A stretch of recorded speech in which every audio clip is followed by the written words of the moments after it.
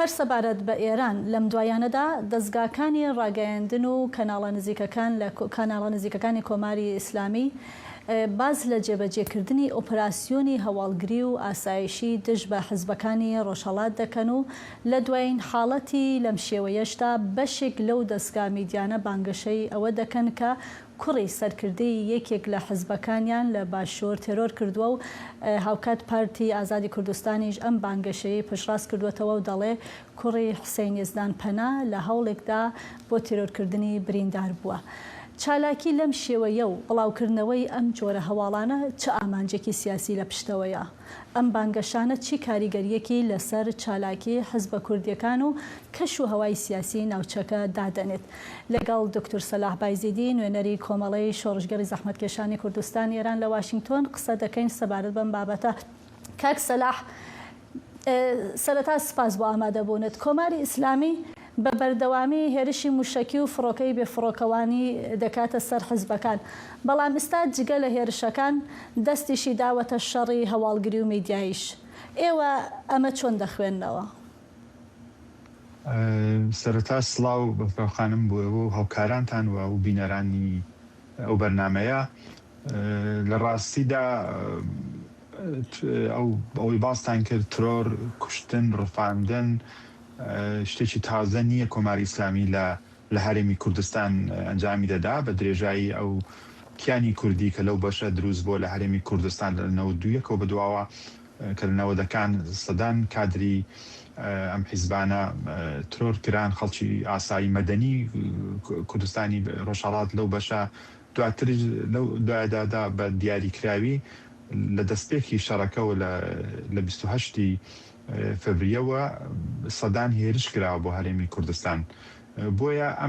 ئەم هێرشانە هەر هەبووە بەردەوام بووە،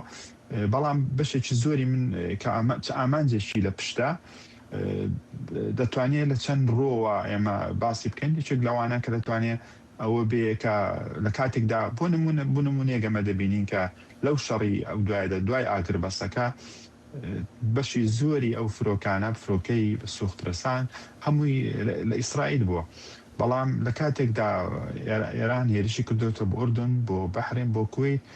هیچ هێرشێکی بۆ دژی ئیسرائیل ئەنجام نەداوە و تەنها شوێنێک کە دەتوانێت کە بەو شێوەیەکی ڕەها هێرشی بۆ بکاتێت لە پەنا وڵاتانی کەندا و هەرێمی کوردستان بۆ پێمات بەشێکی بۆیە کە سرنجی بەرحاڵ بەشێک لە ڕای گشتی ناوخۆی بچێشە تا ئەو بابەتا کە بڵامدانەوەیەکی هەیە و لە کاتێکدا شوێنی شەڕی گەرم بە تایبەتی لە باشووری ئێرانە کە بەحاڵ وڵامداونێکی ئەو تۆینە بۆ کۆماری ئیسلامی بەسەر ئاسمانی خۆی من پێما زۆرتر شەڕێکی ڕەوایەتیە و شەرێکە کە ڕاگەاندنێکی ناوخۆی دەرونیە بۆ بەرحاڵ دەرسەدەی کەماوێتی. کەواتە کاک سەلاح، ئێوە پێتان وایە ئەمە تەنها با بڵێن شەڕێک نییە بۆ ڕوبەڕووبوونەوەی لایەنە کوردیەکان، بەڵکو استراتیژیەکی بەڕای جەنابەت بەرفەراوانتری کۆماری ئیسلامیە مەبەستە؟ بێگومان استراتژیی چەند لایەنەیە دەتوانێت ئەم استراتژیە بە پێی سەردەم بگۆڕێ. بۆ نمونە دەتوانێت بەشێکی لەو سیاسەتە ئەوە بێکە کە بیان و پاساوێک بۆ بۆەوەی کە کوردستانی ڕۆژهەڵات منزورمە زۆرتر میلیتاریزە کرێ، ئەو ناوچە سنووریانە بەرحاڵ ئەزمونێکیشیان هەیە ئەو قسە و باسانە کرا کە دەتوانێت کوردستان بەحاڵ دەورێکی هەبێ لە هەر ڕوبەڕووبوونەوەیکی نوێی وڵات ئەمریکا و ئیسرائیل لەگەر ئێراندا دەتوانێت بەحاڵ فڕەهەندی هەبێت بووە ئەوەشمان لەبیر نەچێت لە دوای ئەوەی کە پێگەی کۆماری ئیسلامی لە سووریا بم شێوە نەما، لە لوبنان ئاسۆیەکی نادیاری هەیە، مانەوەی پێگەکانی لە عێراق بەتایبەتی گرنگێکی زۆری هەیە بۆ کۆماری ئیسلامی لە پەنا حوسیەکاندا، بۆی دەتوانێت لە گۆشە ڕهای جیاوازەوە چاولەوەی کە ئەو سیاسەتانی کاک سەلاح، هەندێک کەس دەڵێن بەشێکی ئەم چالاکیانەش دەگەڕێتەوە بۆ ئەوەی کە کۆماری ئیسلامی دەیەوێت بەم شێوەیە جۆرێک لە بێمتمانەیش لە ناو خودی حەزبەکانە دروست بکات، جۆرێک لە چوزانم ترس، بڵاوکردنەوەی ترس و هەروەها بێمتمانەی. بەڕاستی بێمتمانی نازانم، پێم وانییە، بەڵام بەرحاڵ کۆماری ئیسلامی وەکو کوتم وەکو شتێکی تازە نییە و شتێکی نوێ نییە کە ئەو پێشمەرگەی ئەسادی بیان وەکو باسم کرد چەند سەد کادری ئەم حزبانە لە هەرێمی کوردستان ترۆرکراوە لە دەینەوە دیزاینی دواتر بەردەوام لە 2-3 دەی ڕابردوو کۆماری ئیسلامی حەولی داوە لە شێوەهای جۆراوجۆر ڕفاندن کوشتن موشکباران هەموو ئەوانەی بەحاڵ تاقی کردوێتەوە بۆیە من ئەوەی ئێستا کە بەحاڵ ئەو گوشارانە زیاد کراون من لە بەهێزی کۆماری ئیسلامی نبینم چون لە ڕابردوودا زۆر بەهێزتر بوو کە بەرحاڵ بەو شێوەن و ئێستا وەکو کوتم دەتوانێت لایەنێکی هەبێ بۆ مەسرفێکی نێوخۆیی کە وەکو مێدیا باسی بکات چون کە هێرشێن لە دەرەوەی سنوورەکان کارێکی خۆی کردەوە چون بەرحاڵ بەردەوام ئەو هەواڵانش لە مێدیاکان بڵاو دەبنەوە کە ئەگەر شەڕ دەست بکاتەوە بەڵکو ئەو شەڕە بە شێوەیەکی سنووردا شەڕێکی زەمینی بێدەجێ کۆماری ئیسلامی من پێما وەکو سیاسەتێکە کە کۆماری ئیسلامی بڵێ کە لە کاتێکدا حاڵ دەسەڵاتی بەسەر ئاسمانی خۆیدا نەما بەسەر ناوچەکانی خۆیدا نەماوە بڵێ مە دەتوانین لە دەرەوەی سنوورەکانمان باشە کاک سەلا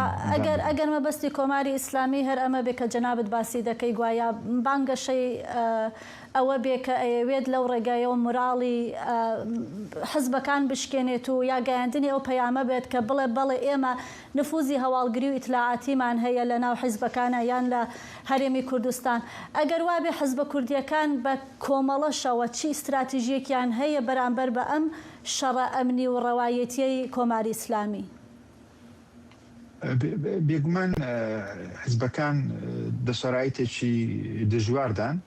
سەختان بۆیان دروست بۆ لەلایەک ئێمە دەبینین کە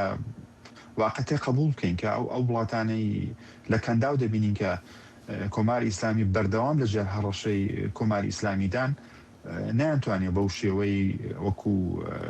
دەوڵەتیشن ڕوبەڕووی کۆماری ئیسلامی بنەوە بەڵام ئەوەی کە دەبینین ئەم حیزبانە بە شێوەیەکی ڕێکخراو بە هەوڵ دەدەن کە زۆرتر خوان بپارێزن زۆرتر بتوانن مانەوەی خوان لەوێ بەحاڵ بچەسپێنن لەو بارودۆخەدا کە بڕوای ئێمە بارودۆخێک نییە کە بەردەوام بێت خۆی ئەوە دەتوانێت کە بەحاڵ زامنی ئەوە بێ کە بەحاڵ مانەوەی بزوتنەوەی کورد و کوردستانی ڕۆژهەڵات بە زیندی بمێنێتەوە بۆیە بۆ خۆی ئەو دەتوانێت ئەرکێکی گەورە بێ بۆ حیزبانە. بەڵێ سەلاح بایزیدی نوێنەری کۆمەڵەی شۆڕشگەری زەحمەتکێشانی کوردستانی ئێران لە واشنگتۆن سپاس بۆ ئامادەبوونت.